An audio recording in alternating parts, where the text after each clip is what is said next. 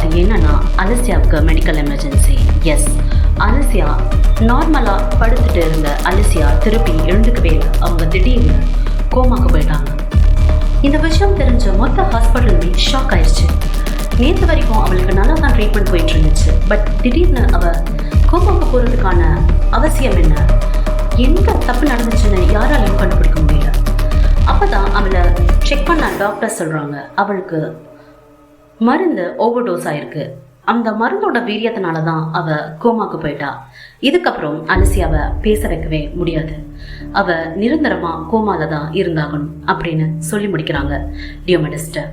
இதை கேட்குற டியோமெடிஸ் ஷாக் ஆகுறாரு. தியோவும் ரொம்பவே அதிர்ச்சியில மூழ்கி போறாரு.